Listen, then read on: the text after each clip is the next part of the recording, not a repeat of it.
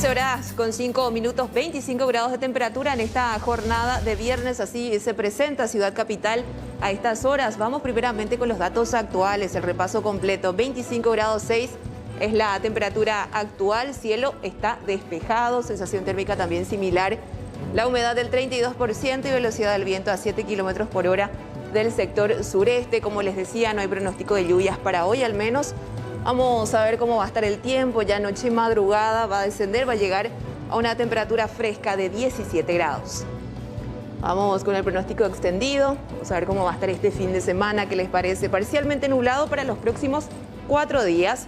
Atención con esto, mínima de 16 para mañana, máxima de 34. Para el domingo, mínima de 18, máxima de 26 para este lunes.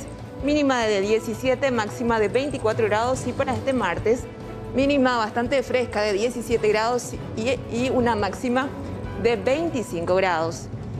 Vamos con la cotización de esta jornada. Vamos a ver cómo cotiza hoy el dólar, cómo está la pizarra de cotizaciones. En la compra 6.880 y en la venta se mantiene en 6.960 guaraníes. El euro en la compra 7.800 y en la venta 8.100 guaraníes. El peso argentino, cómo cotiza hoy, en la compra 48 guaraníes y en la venta 56 guaraníes. El real en la compra se mantiene 1.140 y en la venta 1.250 guaraníes.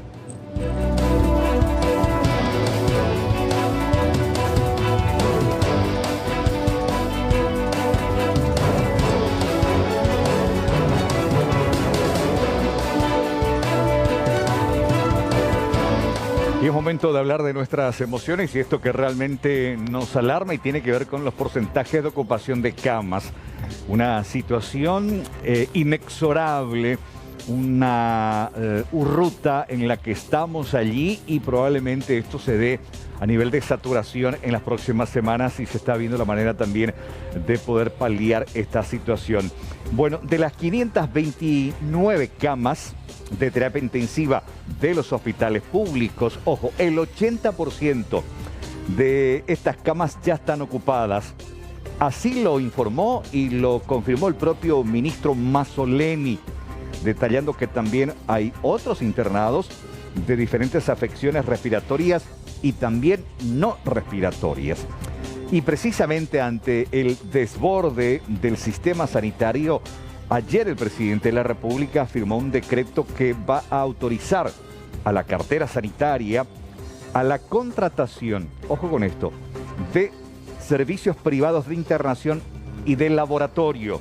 Hasta ahí bien para la contingencia, pero ojo con esto también de ver que realmente esto no se convierta, porque hay siempre aquellos que sospechan de que podría tratarse o por lo menos permitir de una negociación que en cierta manera siempre está con el manto de la duda sobre la claridad o no. Esto con las experiencias anteriores. De hecho, sí, se va a poder permitir la contratación del servicio privado. Es un costo millonario. Decían algunos que la estimación por día en una terapia en el sector privado es de unos 15 millones de guaraníes. Ojalá que haya transparencia ante este contrato con el sector privado en el caso de que necesitemos utilizar sus terapias.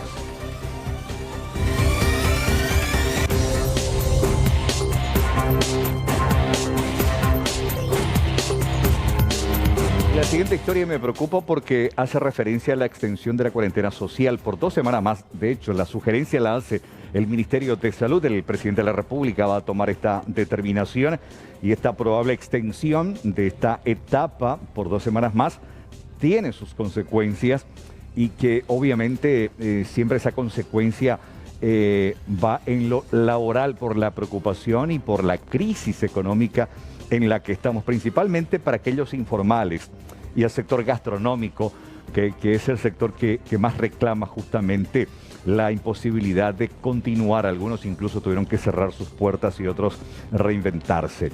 Y el sector evento, que todavía ve muy lejana la posibilidad de volver a sus actividades normales.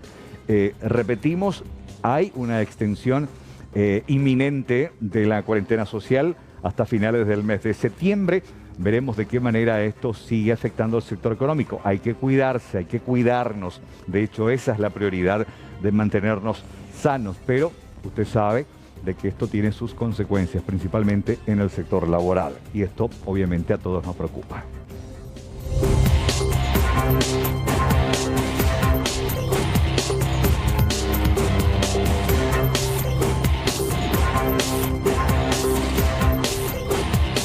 Y esto me alegra porque tiene que ver con una inyección económica importante del IPS que continúa pagando y no se descarta de que haya un quinto, incluso un sexto pago, porque dinero tiene del remanente de esos 100 millones de dólares que la provisional recibió cuando comenzó esta pandemia. Y la provisional prevé llegar a 300.000 acreditaciones este fin de semana. Sí, entre hoy y el domingo. Esto en concepto de la compensación económica de los trabajadores que siguen cesados en sus actividades, cesado el contrato laboral. Es el cuarto pago para 150.000 trabajadores que, repetimos y reiteramos, continúan sin actividad laboral porque sus empresas no pueden reactivar económicamente. La plata equivale al 50% del salario mínimo, 1.096.000 guaraníes. Los montos son remitidos al Banco Nacional de Fomento y si una persona afectada por la suspensión tiene cuenta bancaria, inmediatamente ya el sistema le permite acreditar en esa cuenta. Y es importante destacar que IPS había reiterado en varias ocasiones que si esto continúa y si el trabajador sigue cesado, existe la posibilidad de poder extender este pago a un quinto, incluso a un sexto, porque todavía hay un remanente de esos 100 millones de dólares.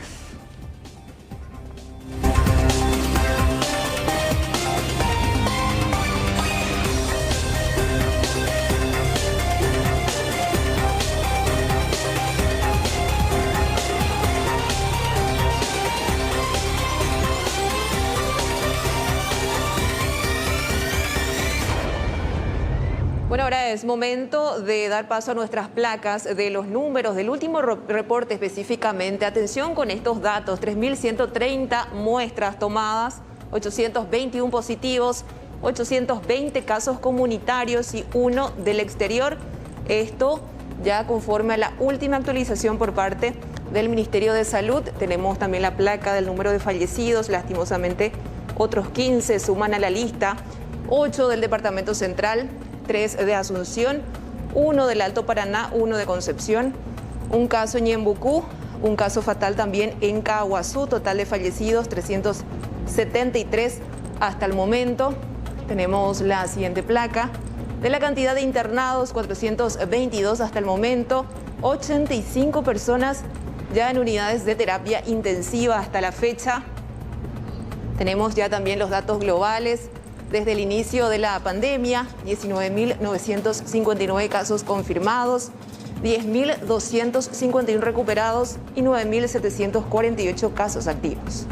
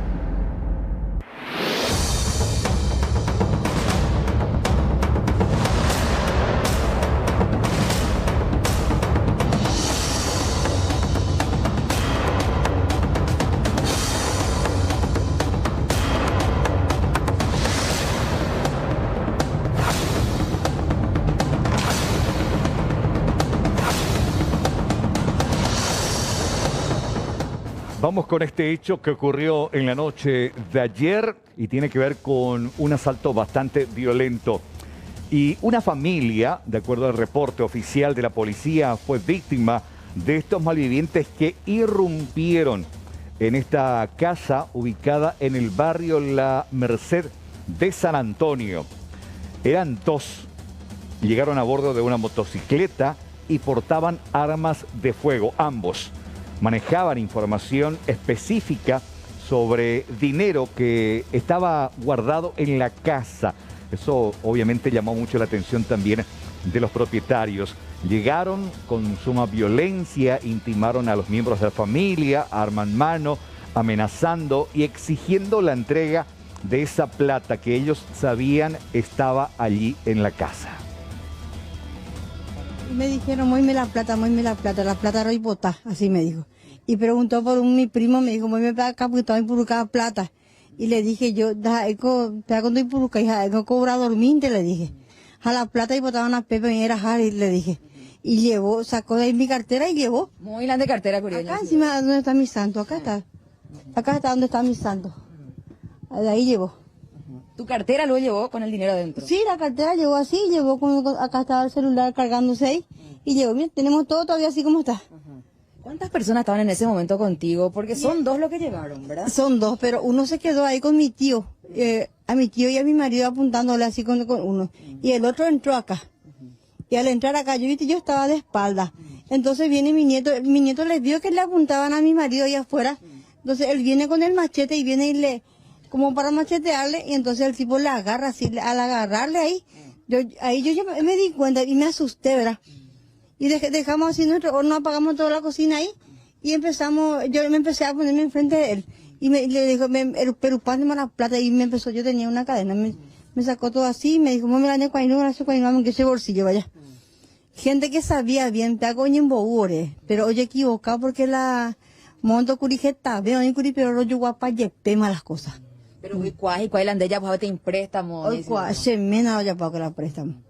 Ya por préstamo IPS curija upe jaro yo guape lancha, yo guape IP básico pe Nissan Terrano, jaro yo guala coger esa la camioneta. Pues ande agredí cuál doña Isidora. Va vete así no ya peores, va vete así. Nada no. Ni cuál se acuerdan ahí conocido mi. Deja ahí conocido no. Ape va porque la de sobrina pues ahora te en video doña Isidora. Oye cuál pe video bebé. Interna bebé purujina ve ladrillo a otro lado. Va oye pero. No, pagare putemos para las 12 de la noche. Oyendo jola huye porque hubo más trafe camioneta re. Entonces llamamos un vecino ve. Jamón que cada camioneta y después ve. Oye, la saltante cuera. Se cree. Oye, se cree, oye, porque funciona y ya po. Jamón vecino ve jamón que cada camioneta bebe. De celular ahora hay de. Ahora se me va entre horas a reputar incomunicado. Lamentablemente tenemos que hablar de una mañana bastante movida en materia policial y esto que acontecía en la ciudad de Fernando de la Mora específicamente. Estamos hablando de un aparente hecho de sicariato, un hombre de 38 años que murió baleado por desconocidos. La víctima se encontraba en el interior de su vehículo dentro de un lavadero. La víctima fatal fue identificada como Pedro Daniel Gómez, de 38 años, quien en la mañana de este viernes ingresó hasta este lugar con su vehículo y en un momento dado llegó otro rodado y el conductor inició una charla con la víctima. En un momento dado el atacante desenfundó un arma y baleó a Gómez, quien falleció prácticamente en el lugar. Nuestra compañera Judy Colexa estuvo más temprano en el lugar de los hechos recabando estas entrevistas. Por nada, tenemos que informar acerca de otro hecho de sicariato que ocurrió en el departamento central, de esta vez aquí en Fernando de la Mora, zona sur. El crimen ocurrió en el interior de este lavadero que está precisamente aquí sobre la calle 16 de julio, en este barrio conocido como Cocue Guazú. La víctima resulta ser, de acuerdo a las primeras informaciones, cliente habitué de este taller de mantenimiento, más bien cerca de las 10 de la mañana, según el reporte policial, llegaba a bordo de su automóvil, como todas las semanas, según lo que explicaba aquí el dueño de este lavadero. Precisamente ubicó su vehículo en el lugar donde iban a lavar, se dirigió hasta el sector de la sala de espera. En ese transcurso llega otra persona, sería un joven de contextura física delgada, tenía un kepis a bordo de un automóvil tipo Toyota Espacio de color azul, de donde desciende y va hasta la sala de espera también donde se encontraba el cliente en ese momento. Según el dueño del lavadero, Roberto Amalia, televidentes, tanto la víctima como el victimario mantuvieron tuvieron una conversación por el lapso de aproximadamente 5 minutos, pero una conversación que no parecía ser una discusión, decía don Víctor, que es el dueño de este taller, y ya inmediatamente después se escucharon varios disparos. Según lo que ya nos pudieron anticipar, se encontraron varios residuos de los disparos, como ser aproximadamente más de 20, según lo que nos explicaron aquí ya desde la policía. Vamos a escuchar lo que dice el comisario Rubén Paredes sobre las primeras averiguaciones que están haciendo aquí en el sitio. Llega detrás un vehículo, sin preguntar por él, se va hacia la sala de espera, desciende una persona de buena estatura, alta, constitución física delgada, se va hacia donde él está y una señora que estaba sentada esperando a que se le termine también su vehículo, dice de que habló con ella, o sea, le vio conversar a los dos, un término de 10 minutos más o menos. Y después ya ocurren los disparos. ¿Cuántos disparos son, comisario? Y varios disparos, 15. Todavía no le pudimos saber, o sea, cuántos impactos no sabemos porque le estamos esperando al médico forense y también a la fiscal para que los peritos revisen el cuerpo. ¿Qué tipo de armas? El móvil del crimen. Y justamente en eso estamos trabajando. ¿Los familiares no aportaron, no sospechan de nada? Con los familiares vamos un poco de tiempo para que termine un poco todo este estado de shock que tienen y después vamos a comenzar con ellos. ¿Se cuenta con imágenes de circuito cerrado, comisario? Dentro del local no funciona, pero estamos acá en toda la manzana, estamos buscando a ver si conseguimos algo que nos sirva, pero la característica del vehículo utilizado ya tenemos, sabemos, ¿verdad? ¿Cuáles son las características? Un automóvil azul espacio. ¿Qué sospechan ustedes, comisario? Dicen que el vehículo tenía una chapa provisoria. Él pudo haber alquilado este vehículo para venir a cometer este crimen, ¿eh? Normalmente cuando un vehículo no tiene chapa es porque falta administrativa, o sea, porque no llegó a completar, pero también hay que tener en cuenta lo siguiente, de que para que alguien venga y cometa un hecho no va a venir con una chapa como para que uno le pueda indicar. ¿Del asesino? Es una persona de sexo masculino, estatura alta, de constitución física delgada. Más o menos lo que los encargados vieron. ¿Por qué? Porque no está muy cerca de donde se lava el vehículo y de donde salió, donde ellos observaron después de haber escuchado los disparos. Sí, ¿no decís que había una señora también en la misma sala donde estaba la víctima? No, la señora estaba sentada enfrente, dentro de la sala, afuera. Dentro de la sala estaba la víctima. Por eso la señora vio que alguien se baja y se va y como estuvieron hablando normalmente no le llamó la atención, sino después de que ocurrió el disparo sí. ¿Qué tipo de armas?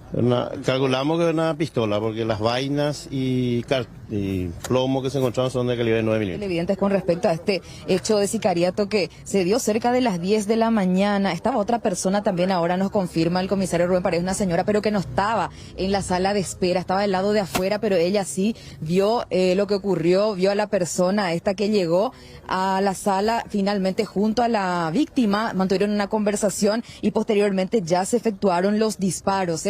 Todavía no se puede confirmar cuántos en total acusó la víctima. Lo cierto es que en el interior de la sala se encontraron más de 20 casquillos correspondientes a una pistola calibre 9 milímetros. Criminalística y la fiscalía y tanto la policía están haciendo su trabajo aquí en el sitio recabando más informaciones. Las cámaras aparentemente no están funcionando. Y en otra información también comentarles que una pareja fue detenida en la zona de Santa Rosa del Aguaraí.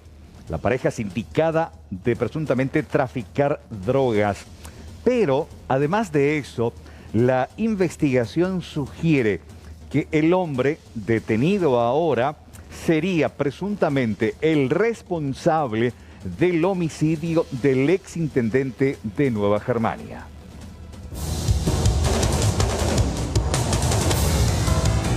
Víctor Ramón Silvera Cantero y Ninfa Lourdes Cabral Sáiz fueron detenidos por agentes de investigaciones del departamento de San Pedro. Silvera, sospechoso de la muerte del conocido político sanpedrano Teodoro Sáiz Silvera. Sobre él además pesaba una orden de captura por narcotráfico.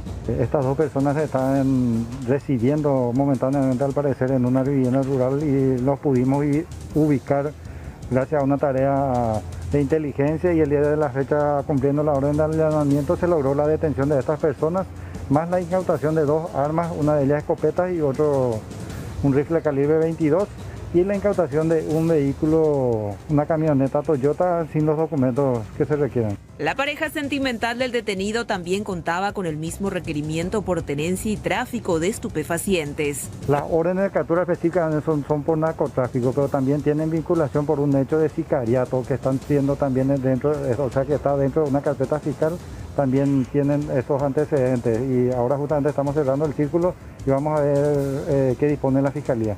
El crimen del exintendente de Nueva Germania se registró hace casi un año, el pasado 16 de septiembre, minutos antes de que la víctima llegara a su vivienda.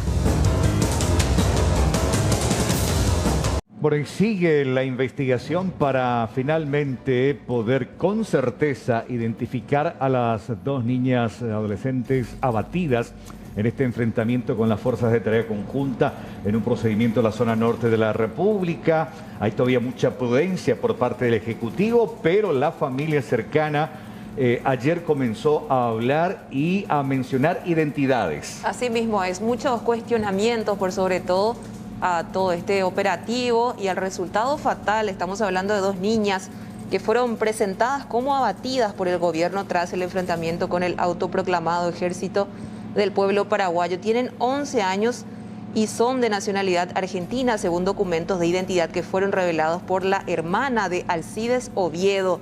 Una de las fallecidas se llamaba Lilian Mariana Villalba, 11 años, nacida el 29 de octubre del 2008.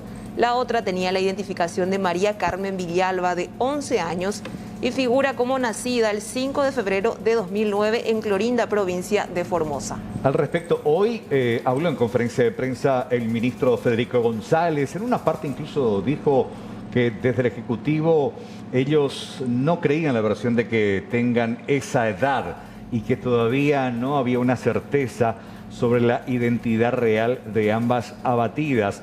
Sin embargo, ya desde ayer se publican estas fotografías sobre sus documentos que están siendo viralizados, incluso con estos tratando de reclamar la entrega de los cuerpos. Esto decía precisamente el ministro Federico González en Palacio de Gobierno.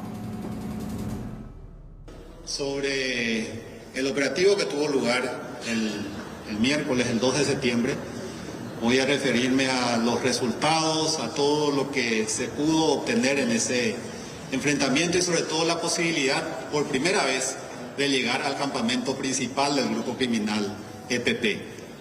Los elementos encontrados, las armas, la información recabada, va a permitir avanzar en la investigación y en todo el conocimiento que se tiene y se va a obtener sobre este grupo criminal. Por lo tanto, esa operación sigue en curso. En este momento, el ministro de Defensa Nacional, el ministro de la Senat, el comandante de la policía, se encuentran en ese lugar, en el operativo, con efectivos de la FTC, de la Senat, de la Policía Antinarcóticos. Por lo tanto, una vez más, en nombre del gobierno, señalo e informo que ese operativo continúa, denominado EPP, utilicen a menores de edad para la realización de hechos ilícitos, a sabiendas que todo lo que se realiza allá va a conducir probablemente a un enfrentamiento con las fuerzas públicas, con las fuerzas del orden y las fuerzas militares, proveyéndoles de armas a menores. Realmente es deleznable. Por lo tanto, esos criminales están cometiendo un delito al enviar a niños, a menores de edad, a confrontar con las fuerzas públicas. Es algo que nosotros condenamos y vamos a llevar para que sean sancionados porque no corresponde. Es la línea del gobierno, es la posición. Lamentamos lo sucedido, condenamos, reitero, y no lo vamos a permitir. Son los propios padres los que envían a sus hijos menores a confrontar con las fuerzas públicas. Esa es la posición del gobierno nacional y estoy abierto a su consulta. Ministro, la familia reclama que entreguen el cuerpo de las dos niñas. ¿Qué responde a ellos? ¿Ya se pusieron en comunicación y hará efectivo eso el gobierno? Esa decisión de enterrar los cuerpos en cumplimiento del protocolo sanitario fue tomada efectivamente por las autoridades sanitarias y por el Ministerio Público, por lo tanto corresponde a ellos definir ese tema. Hay un audio atribuido a Carmen Villalba. Ella dice que son niñas de 11 y 12 años, que son sus sobrinas y que no eran beligerantes, que estaban de visita. Y en ese mismo audio también ella dice que todas las heridas que recibieron las niñas las recibieron por la espalda, es decir, que no estaban disparando en el momento en que fueron muertas. ¿Cuáles son algunos datos nuevos que pueden aportar para esclarecer las circunstancias en las que murieron las niñas? Del estudio realizado por el médico forense se concluye que son menores, pero no las edades que están manifestando. Lo grave acá es que ellas estaban en un lugar que forma parte del campamento de un grupo criminal. Y lógicamente las fuerzas públicas, al confrontar con un grupo criminal, no puede ponerse a determinar y a consultar las edades. Por lo tanto, fue una confrontación. Es algo que sucedió en el campo, en un campamento del grupo criminal, y las bajas se produjeron en ese intercambio de disparos. Pero ustedes ratifican que las niñas estaban disparando al momento en que las terminan hiriendo. Totalmente. Fue un enfrentamiento, un intercambio de disparos, y es más, los disparos provenieron primeramente de parte de ellos. Las fuerzas militares y las fuerzas de la FTC respondieron a los disparos que recibieron. ¿Saben determinar si es que las niñas finalmente son las que iniciaron el disparo o alguna otra persona que los acompañaba? Resulta que en todo campamento criminal se encuentra primeramente un grupo de vigía, que están como de guardias y expectantes a que puedan llegar tropas, en este caso militares y policiales. Entonces, al detectar esa gente que se aproximaban fuerzas de la FTC, abren fuego, y eso a su vez anuncia y comunica a los líderes que se encontraban al interior del campamento para que pudieran reaccionar o escaparan como finalmente lo hicieron. ¿Qué respuesta se puede dar a la crítica que hacía la abogada Daisy Irala? Anoche, por ejemplo, mencionaba ella que, por poner un escenario, en un primer momento se decía que se podía tratar de Magna Mesa, pero ella mencionaba que había una diferencia muy grande de edades como para equivocarse entre una mujer de 40 años como es Magna y unas niñas de 12. Sobre ese punto es importante aclarar, en ningún momento ningún representante del gobierno nacional dio nombres de las posibles bajas que sucedieron en ese intercambio de disparos, en esa confrontación. Ningún representante del gobierno dijo eso. Pero no sé si surgió de parte de algún medio de comunicación, pero como posición oficial, ni tan siquiera como opinión, nadie del gobierno lo manifestó de esa manera. Pero el vocero de la FTC tampoco refirió, por ejemplo, no, se tratan de cuerpos más pequeños. En su momento no quiso aseverar nada. Muchos de ustedes, o al menos sus representantes de medios de comunicación, pudieron estar ayer en horas de la mañana en el lugar exacto del lugar del que se produjeron los enfrentamientos y en el campamento. Así que pudieron apreciar también la dificultad del lugar. Es un bosque muy tupido, entonces es muy difícil determinar. La primera confrontación o el primer intercambio de disparos se dio a metros, a alrededor de 80, 100 metros del campamento principal. El segundo se produjo ya muy internado en el bosque, cuando los criminales estaban en plena retirada y huida. Entonces, llegar a ese segundo cuerpo costó muchísimo, y sacarlo de ahí para llevarlo a la morgue también. Y ahí recién se pudo determinar, con el estudio que realizó el médico forense, las edades aproximadas.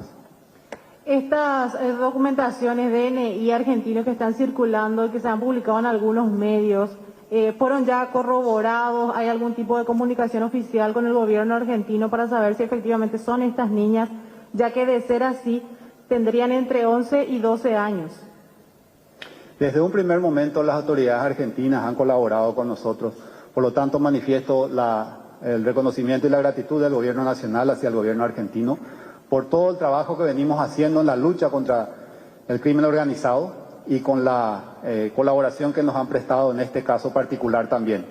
En relación a los documentos que fueron proveídos y proporcionados, nosotros no podemos cuestionar su contenido en cuanto a la edad de las personas. Sí les digo que el resultado del estudio y la pericia médica forense arroja otros resultados diferentes a los que se encuentran en ese documento. Por lo tanto, no se puede descartar que efectivamente tengan esas edades. Yo las descarto porque el trabajo realizado por el médico forense es serio, es profesional, es público y esa fue su conclusión. Entonces, no olvidemos que la información de inteligencia que se maneja es que estas personas nacieron en Paraguay y posteriormente fueron trasladadas a la Argentina, en donde consiguieron estos documentos. Por lo tanto, el contenido de los mismos yo no puedo garantizar. Ahora, con relación a esa primera forma de comunicar que hizo el gobierno, de prácticamente salir a celebrar sin previamente haber corroborado bien qué es lo que ocurrió y que ahora está usted informando a través de este comunicado incluso oficial, ¿se hicieron también ese cuestionamiento interno? Es que en realidad uno no puede celebrar la muerte de nadie. Al contrario, las fuerzas públicas y el gobierno nacional lo que quiere, lo que pide y solicita es que estos criminales se entreguen a la justicia, para que dentro de ese ámbito se pueda definir y determinar su grado de culpabilidad de todos los delitos que se los acusan. ¿Tiene muestras de ADN para comparar con las personas que ahora dicen ser familiares de estas niñas? Eso se puede obtener, en este momento no los tenemos, pero justamente tiene que ser realizado a pedido, a solicitud de parte, y las personas que lo soliciten tienen que también a su vez proveer esas pruebas de ADN. ¿Por qué? Está...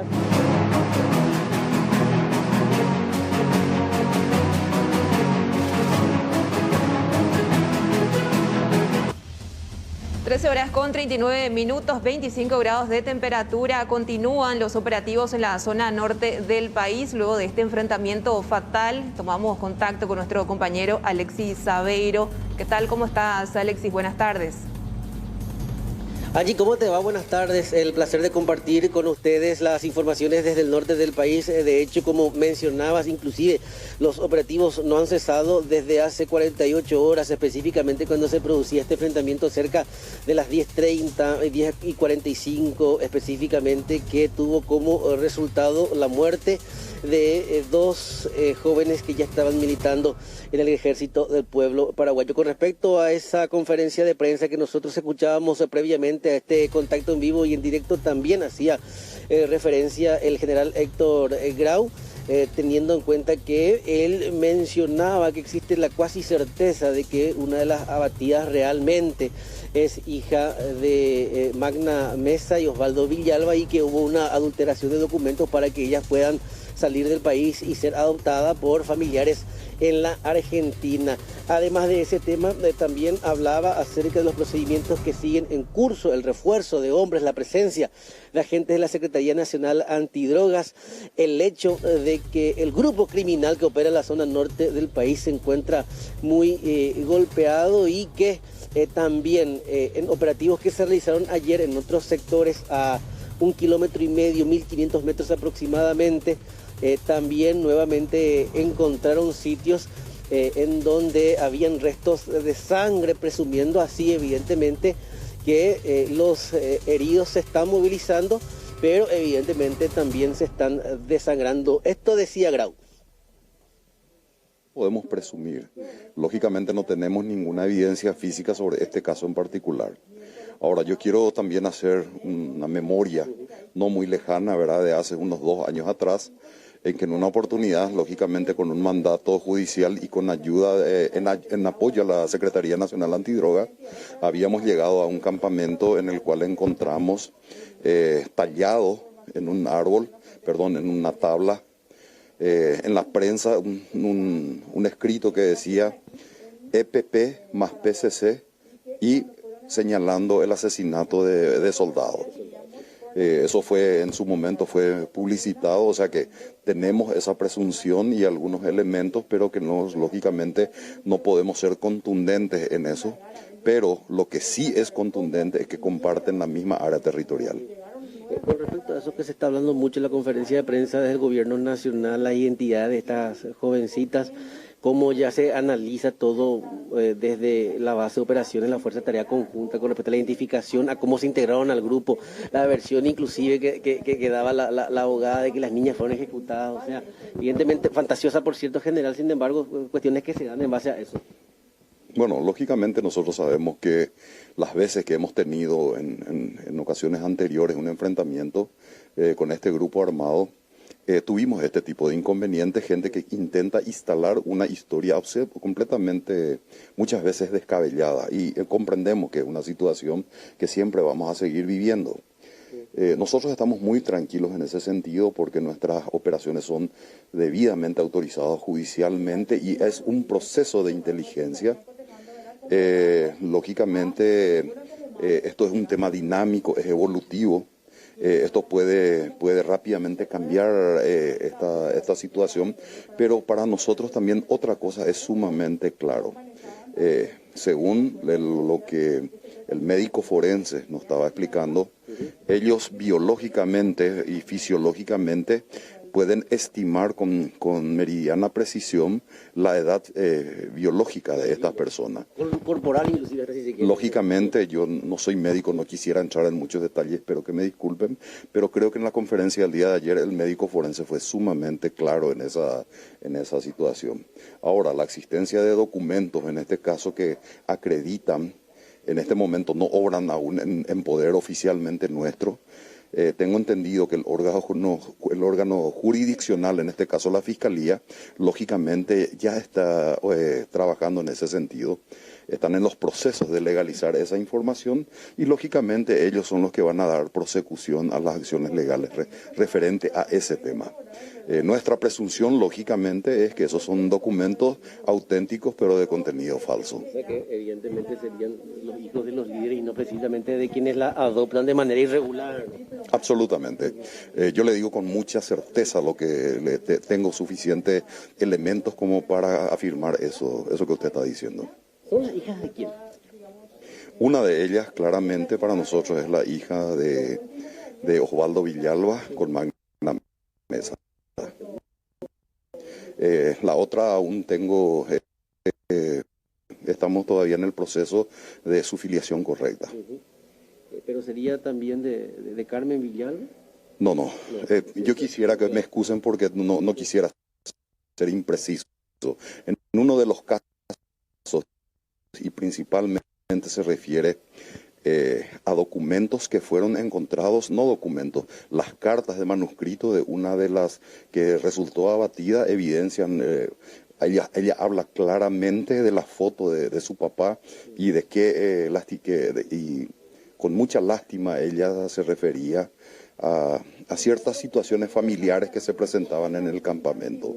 Por lo tanto, para nosotros es sumamente claro de quién es la... Y eso es hecho de puño y letra de esa joven. Y a propósito de esta entrevista con el general Grau, nosotros esta mañana más temprano conversábamos con doña Obdulia, la madre del suboficial Edelio Morínigo, secuestrado hace exactamente 6 años y 2 meses, el 5 de julio del año 2014, para ser precisos.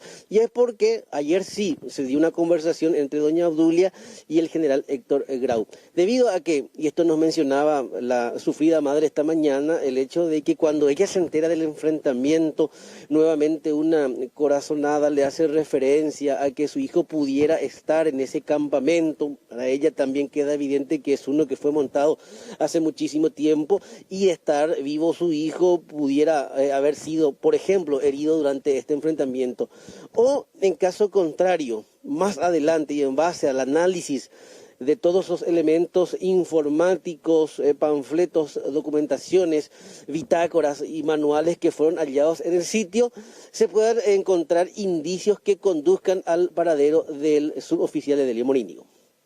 Día muy mal porque primeramente se sorprende allá de la agendula hoy con la enfrentamiento, hoy la humanoa, hoy la identificación de los fallecidos.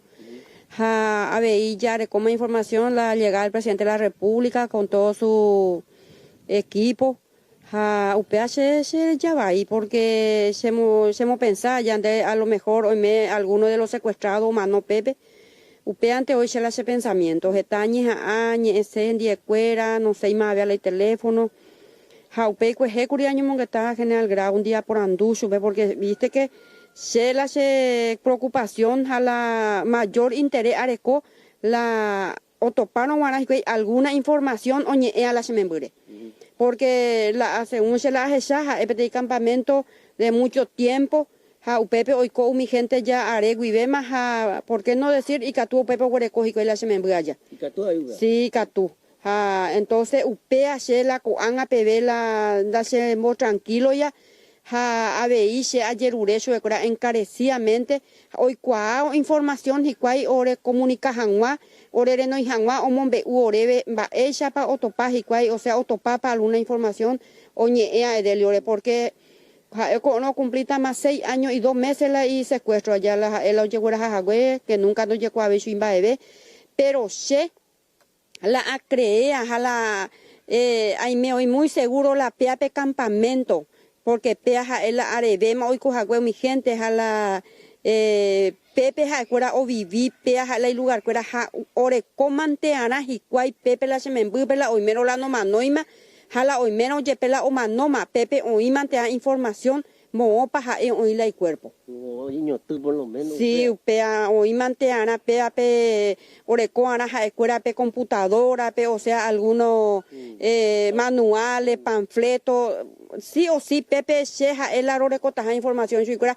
la noño miri namores con autoridad cuera parece que la noño mi jatan hetamba eco ape original la ikatujala y coco amba allá entonces sé por ejemplo ayer urecho de cuera encarecidamente daipotai la oño mi orejeguiji cuai la información se aipotala oinjaisha justamente cuejeja es general se aipota oinjaisha la pepe topajaisha la información tal y cual peombe ore y va ahí aipona porque orero y cuacente la va epa hoy coco familia cuai porque ya aretere mango orero no la resultado de estas causas, la información positiva de mi hijo. Llegó peala ese clamor sobre cuera todo el día.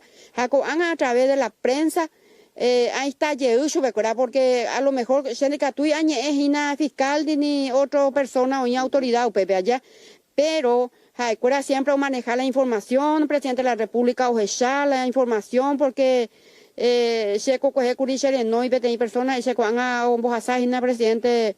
Oye, pues vete conferencia de prensa, así es que ahora todo el día manejar con prensa o chapa y cuál va a como mamá, presidente de la República, papá, oreco y familia, por amor a ese hijo, se hay potaje con orecore y compasión, la oye topanamo, da hipotai oño mi ore y se hay potado un be orebe.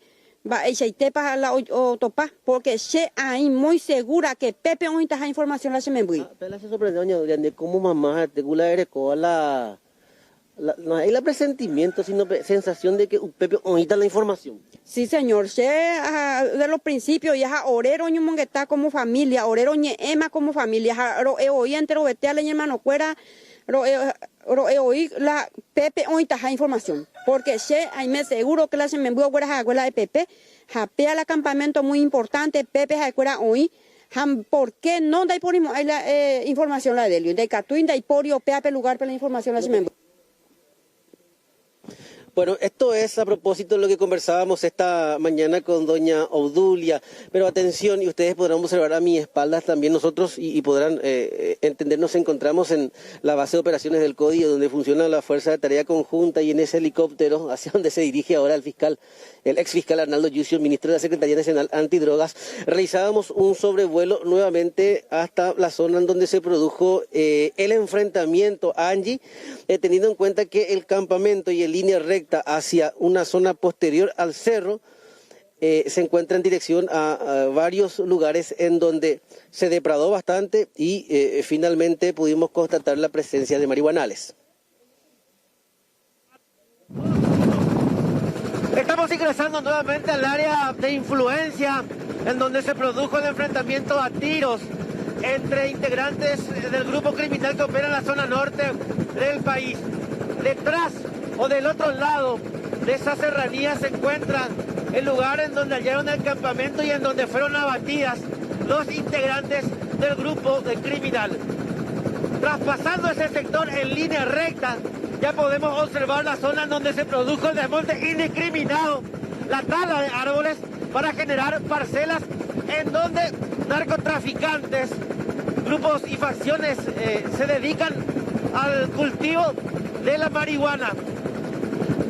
Hablamos de una distancia en línea recta de aproximadamente 1,5 kilómetros traspasando esta serranía en línea recta hacia aquel sector específicamente que sería el centro de este cúmulo y este conjunto de cerros, lugares que son aprovechados para el cultivo de marihuana.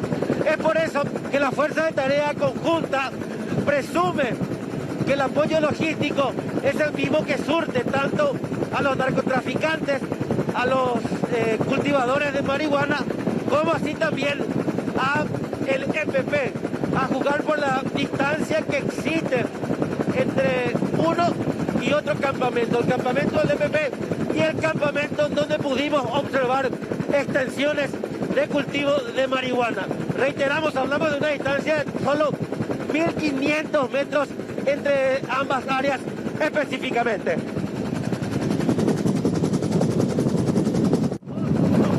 Extensiones de marihuanales. ¿Sí nos explica eso? Bueno, esta es una zona que permanentemente está siendo intervenida, tanto por Senat como por narcóticos de la policía, ¿verdad? No obstante, en esta oportunidad ya un equipo de Senat estuvo haciendo operaciones de erradicación en otra comunidad de Amambay, pero bueno, a raíz de la orden del presidente nos constituimos también, trajimos todo el bagaje operativo, trasladamos a esta zona, nos incorporamos con fuerzas de la FTC en las operaciones de rastrillaje y también de erradicación de marihuana, que ya fue divisada en zona aledaña al lugar en donde se dio el enfrentamiento último. ¿Cuál sería la relación entre estos marihuanales y el grupo armado, ministro? Desde siempre se hablaba, y esta es una confirmación, de ese nexo del narcotráfico y grupos criminales, ¿verdad? Como en este caso el EPP, ¿verdad? Tenemos elementos como para sostener de que parte del financiamiento, aparte de todo lo que sea las extorsiones a ganaderos de la zona, montos que solicitan como parte del rescate, es también la venta y comercialización de droga. Y en este caso la marihuana, que es la que se puede cultivar en esta zona, obviamente es una fuente importante de capital para sus actividades, ¿verdad? Y sostenimiento en esta zona. Ministro, ¿qué se va a hacer una vez que se garantice la seguridad en la zona? ¿También van a destruir rápidamente estos cultivos? No, eso de hecho ya está. Yo creo que a estas alturas gran parte de esos cultivos que ustedes habrán divisado desde el aire hoy ya están destruidos, ¿verdad? Pero lo importante es sostener esto en el tiempo, ¿verdad? Que es algo que nosotros queremos. Por una cuestión presupuestaria, lamentablemente no podemos estar en todos los lugares, pero sostener en el tiempo una erradicación de cada 3 meses, eso va a hacer de que los cultivos o quienes lo hacen se trasladen a otros lugares o mengüen. El trabajo que realiza o que va a realizar ahora la Senat en el tema EPP. Bueno, Senat de hecho forma parte de la Fuerza de Tarea Conjunta. Tenemos gente de Senat, ¿verdad?, que están operando, no acá, pero está en proyección tener enlaces fuertes que operen directamente, puntualizando lo que es el narcotráfico. Detrás del narcotráfico creemos que justamente están estos grupos de crimen organizado, y por eso es importante puntualizar de que el narcotráfico es nuestra misión, pero tangencialmente también eso va a apoyar a la inteligencia de la Fuerza de Tarea Conjunta. Gracias. Bueno, finalmente este formaba parte de nuestro, por lo menos en lo que es la jornada matinal, nuestro recorrido por esa zona de influencia del grupo criminal. De hecho, ustedes podrán observar aún mucho movimiento en la base de operaciones de la Fuerza de Tarea Conjunta porque los trabajos continúan en esa área y estamos muy atentos a cualquier novedad, Angie.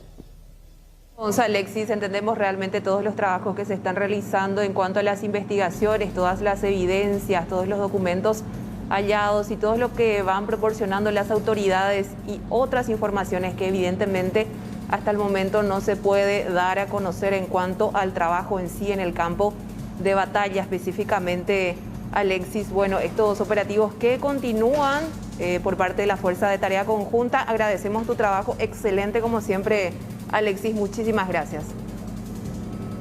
Gracias, Angie, y será hasta la próxima. Continuamos avanzando con la información y vamos a ver cuáles son las medidas que se están tomando dentro del mercado de abasto en cuanto a los casos positivos del nuevo coronavirus. Y es que luego de que se presentaran estos casos confirmados, se intensificaron los controles y desinfección en la entrada como también en el interior. El problema es que los controles no se realizan en todos los puntos de acceso.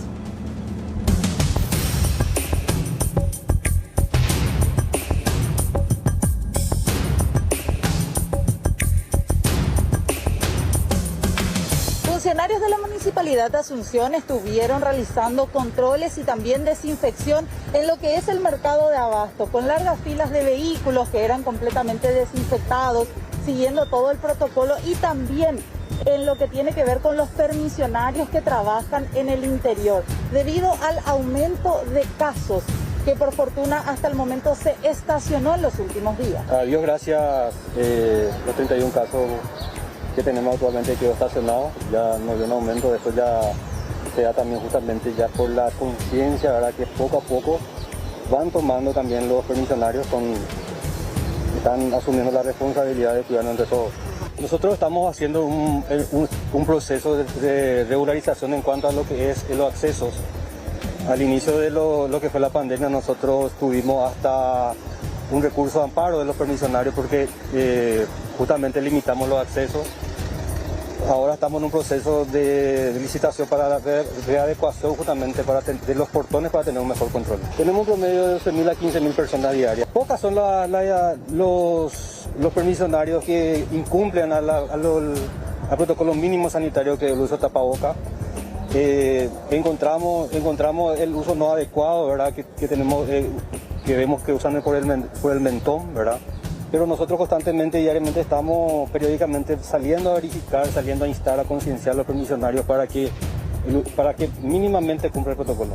Emitimos una resolución que es el uso obligatorio de tapaboca, usar los protocolos mínimos sanitarios. En caso de incumplimiento es una multa de 620.000 guaraníes. Por cada ocasión que se incumple, no tenemos reincidencia. En caso de reincidencia es pasible de clausura de puesto. Faltaría más en este momento recursos humanos, ¿no es cierto?, que nos ayuden a la desinfección por la cantidad de gente que entra, ¿no es cierto? Pero tratamos de ajustarnos con lo que estamos teniendo. Ustedes tienen que saber que la municipalidad, su ingreso se debe a que el contribuyente vaya y pague, y como en todas partes hay una recesión económica, también nos vemos resentidos. Estamos haciendo el esfuerzo máximo para que se pague sueldo y lo más necesario. Entonces nos dan de acuerdo a las necesidades súper ajustados. Administrativamente se compra el producto, ¿no es cierto? Eso se mezcla con agua, se compra la motomochila, el recurso humano es municipal, no tiene costo, en su horario de trabajo está haciendo, se les prepara. Lo que sí se contrató por la pandemia, a las licenciadas que estás viendo, a las que toman la temperatura, después puedes pasar a ver nuestro puesto sanitario, que tenemos caja de paro, tenemos los médicos que recorren y ven los casos positivos. Y se ve que es importante porque de 31 casos que tenemos positivos, hace 2 semanas que pusimos todo el refuerzo acá, no estamos aumentando. Con los métodos de prevención se instalaron lavamanos en la parte donde se compra el por menor. Puedes pasar a ver también eso, y también haciendo las charlas de prevención que hacen las mismas licenciadas con las doctoras que están. Y también el mercado de abasto tiene varias puertas de acceso. Y el Ministerio de Salud Pública nos indica que tenemos que tener un portón de entrada y salida. Y es difícil, y ahora están en licitación los portones que de administraciones ya anteriores, ¿no es cierto?, quedaron así. Entonces hay un descontrol, pero estamos tratando, poniendo contenedores y todo eso, hace la administración.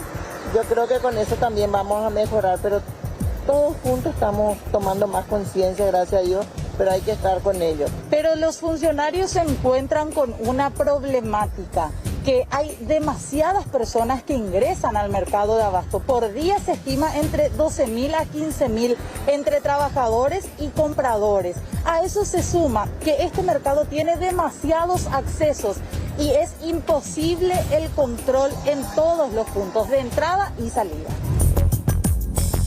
Continuamos con más informaciones y vamos a hablar de este festejo bastante peculiar de una señora que cumple 80 años. Ella es doña Rosalía. ¿Dónde se está realizando este festejo? En el barrio Carmelitas de la ciudad de Asunción. Ella también está festejando 60 años como florista y bueno, festejo doble prácticamente. Diego Agüero con nosotros. ¿Qué tal, Diego? ¿Cómo estás? Buenas tardes.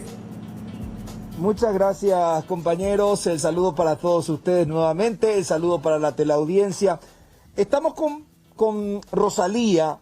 Cumple ella hoy 80 años y gran parte de su vida se dedicó a esto que estamos viendo, a estas hermosas flores.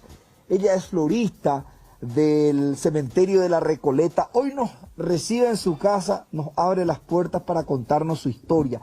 Cumple, reitero, nada más y nada menos que 80 años. Mucha felicidad, doña Rosalía. Gracias por recibirnos. Gracias a Canal 9 y a todos sus componentes. Sí, gracias, doña Rosalía. 80 años de guapa, doña Rosalía. Sí, gracias a Dios. Un poco despaciosa soy, pero eso solito. Sí, pero gran parte de tu vida te dedicaste a vender flores. Sí. Eso significa oír. Sí, las 4 me levanto, entre me doy la vuelta, ya salgo las 5 de acá. Y atrás del Diario Popular hay una iglesia, que es de los Oblatos de María. Y ahí me voy en la misa de 6 menos 10. Salgo de ahí y ya me voy a sacar mis flores. Después de la misa, a retirar las flores. A poner ya en exhibición mis flores. ¿A qué hora pones en el exhibidor tus flores? Y cuando se abre el portón. Cuando se abre el portón, a veces se abre a las 6, a veces se abre 6:30. ¿Y hasta qué hora te solías quedar ahí, Rosalía? Hasta las 5 de la tarde, cuando se cierra el portón. Cuando se va a cerrar el portón ya guardamos todo y tenemos que retirarnos de ahí. ¿Cuántos años de florista, doña Rosalía? 70 años de florista. Porque desde muy chica le acompañabas a tu mamá, que también es florista. Sí, desde muy chica.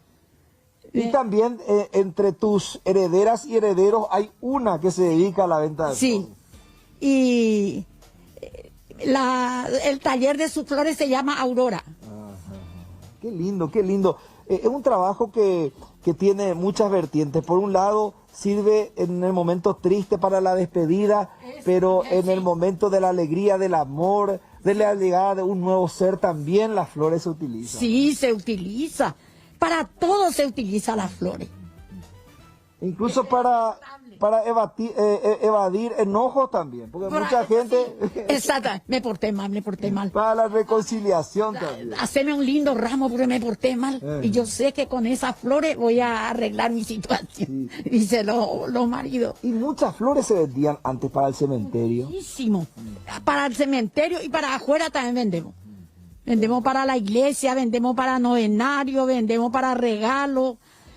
Para todo hacemos lindo arreglo con celofán y moño, como de la florería hacemos, pero no así el precio, siempre un poco más barato vendemos nosotros. Claro, precio accesible para la gente. Sí.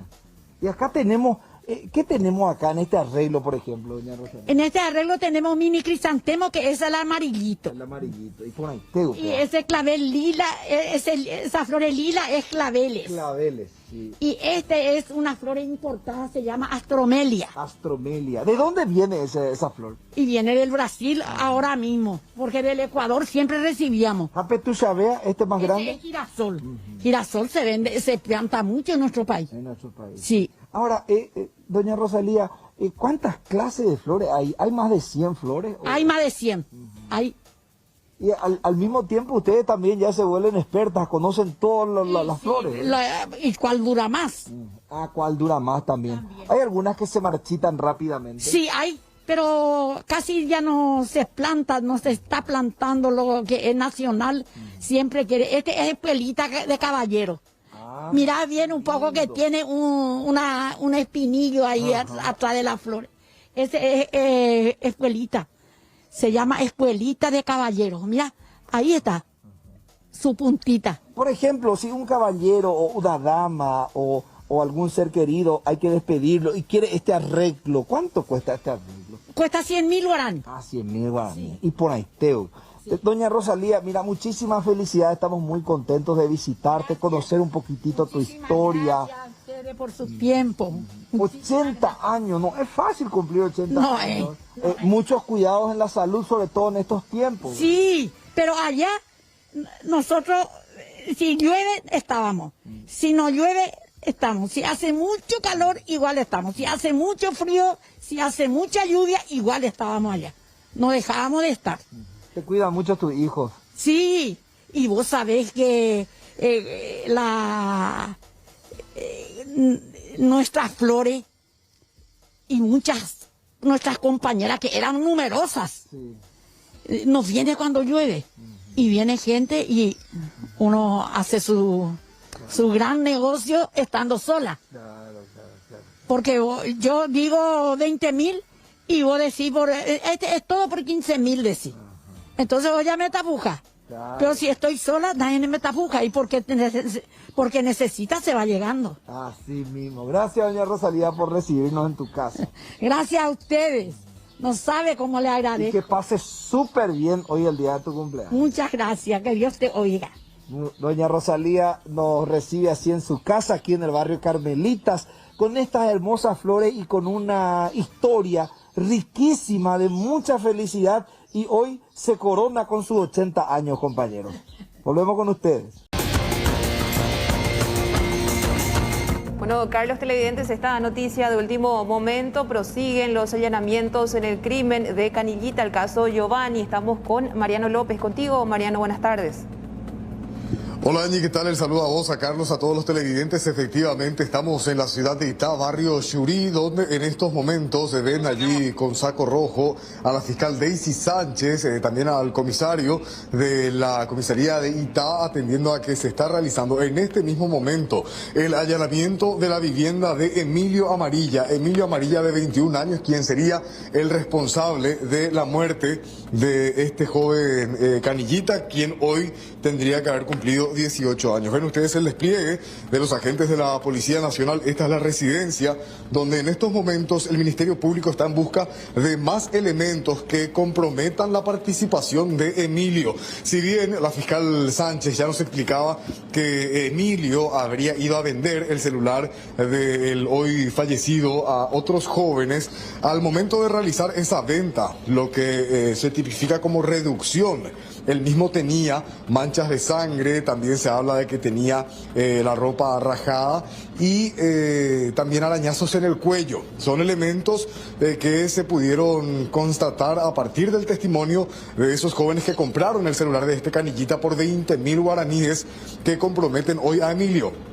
Sin embargo, de igual forma el Ministerio Público busca más elementos que comprometan de alguna forma, reitero, la participación de este que es el único sospechoso del crimen de Giovanni. Ven ustedes aquí a la fiscal que está justamente realizando el recorrido, inspeccionando cada rincón de la vivienda. Acaba de llegar esta comitiva y hay una cuestión también, Angie y Carlos, televidentes, respecto a la escena del crimen. Hablamos de ese patio baldío en la zona del asentamiento Cocuere, allá en otro de los barrios de Itá, donde no se pudo encontrar, al menos el Ministerio Público todavía no encontró el arma o el objeto contundente que se habría utilizado para provocarle este traumatismo de cráneo a Giovanni. Sí se habla de que pudo haber sido un tronco, una piedra, sin embargo todavía no se encontró ese objeto contundente. No se descarta que el autor haya escondido aquí en la vivienda también ese objeto utilizado para golpear en la cabeza a Giovanni en reiteradas ocasiones y provocarle la muerte. Y también, por ejemplo, nos decía la fiscal, ahí ven que está buscando entre las ropas. Acá hay que buscar ropas que puedan tener manchas de sangre, así como también calzados que eventualmente tengan manchas de sangre. Es lo que nos decía la fiscal Daisy Sánchez al momento de ingresar a esta vivienda que está siendo allanada ahora mismo aquí en el barrio Xurí de la ciudad de Itá, compañeros, en prosecución a este crimen. A propósito del tratamiento también que le está dando el juzgado, nos decían que en una hora más aproximadamente el juez Leonardo Ledesma de la jurisdicción de J. Augusto Saldívar estaría tomando la resolución respecto al pedido del Ministerio Público de prisión preventiva para, en este caso, Emilio Amarilla, el joven de 21 años, quien sería el responsable de este homicidio. Así también hay otras 3 personas procesadas por reducción, un grupo de amigos a quien supuestamente Emilio va a ofrecerle el celular, quienes también están procesados y para quienes también el Ministerio Público solicitaba la prisión preventiva. Así que en cualquier momento también habrá novedades respecto a qué pasará con estas 4 personas detenidas en el marco de la investigación de esta causa, compañeros. Bueno, esta investigación que continúa, de hecho, un crimen que conmocionó solamente a Itá, sino todo el país por la violencia con la que actuó el responsable que finalmente fue detenido, de qué manera opera esta gente en la pronta reducción y que también hay todo un equipo que compra, que financia y que después, termina vendiéndose los objetos robados. ¿Y cómo esto se supo? Porque finalmente se encontró el teléfono celular de la víctima en poder de unas personas que hoy están demoradas, que ante la situación, ante sentirse acorralados, incluso cuando viene el teléfono de la víctima, la foto de la víctima en el teléfono, finalmente fueron hasta la policía. Pero para que uno se dé cuenta de qué manera opera esta gente con tanta violencia y no les importa si hay una víctima de por medio, en este caso una víctima inocente. Terrible realmente, porque estamos hablando que en este caso los autores revendieron el celular por un valor de 20.000 guaraníes, tan solo 20.000 guaraníes, digamos, costó la vida de este joven Canillita. Y bueno, estos procedimientos que continúan, tenemos que comentar también que hay varios imputados por reducción, específicamente que ya contaban con antecedentes justamente por este tipo de hechos. Muchísimas gracias, Mariano. Vamos a estar al pendiente de esta información ante cualquier novedad. Hasta luego, señores. Bueno, ya estamos en la recta final, ya en compañía del querido señor Fernández, como siempre, nuestro DJ resident, que nos va a deleitar con buena música. Se dio lo que usted había dicho, se queda Messi al final, ya lo pasamos, ya como usted dijo, ya está. Sí, se queda al final. Sí, se queda. Le caló mucho el tema de la familia y también los colores del Barça, ¿no? Sí. Y los 700 millones de euros que tenía que pagar. Y también. Claro. También. Bueno, ¿con qué nos vamos hoy? Shaina Twain, ¿la conoces? Shaina Una Twain. excelente compositora, cantante. Ah, mira. Clásico. No tuve el placer todavía. Sí, pero mírela, ahora la va a conocer. A ver, ¿con esto nos vamos? Sí, nos vamos. Buenas Chao. tardes, lindo Hasta fin de lunes. semana para todos.